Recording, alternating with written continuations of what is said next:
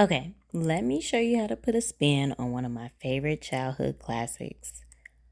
I love dairy, but it doesn't love me. So I'm using non-dairy oat vanilla bean ice cream. So we're going to add 3 scoops of that ice cream. My daddy loves vanilla bean ice cream, and he is the one that taught me how to make a root beer float. So we're going to do it the way he taught me. But we're going to add a couple of things, plus the whiskey.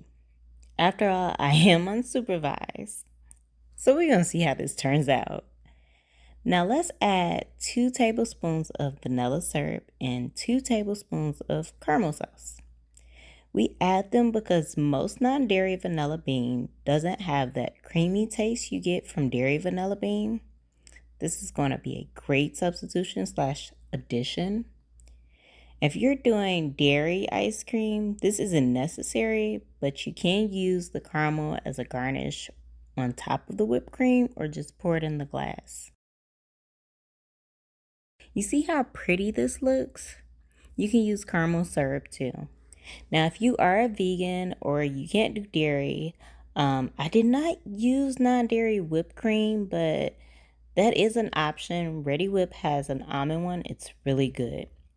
I just didn't have any at the time. Now you see me add a shot or 2 ounces of Uncle Nearest whiskey. If you don't know about Uncle Nearest, you need to try it. And you also need to dive into his story. Nathan Green, aka Uncle Nearest, was a former enslaved black man that taught Jack Daniels how to make whiskey. It's a very good whiskey. It's better than Jack, and that's coming from a person that loves whiskey.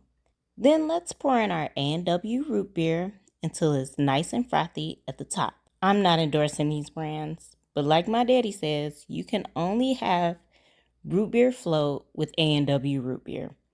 If you don't believe me, try it with another brand. You won't like it. Feel free to top it off with whipped cream, nuts, cherries, whatever toppings you like on top of your root beer float. And for the non-root beer drinkers like Stephanie, I'll have other options, but there you have it. Jack don't float. Since Stephanie wasn't there to cheers with me, I decided to cheers myself. Call me biased, but it was really good. With the root beer floats, you can add more ice cream, you can add more root beer. I also added an extra shot of whiskey later.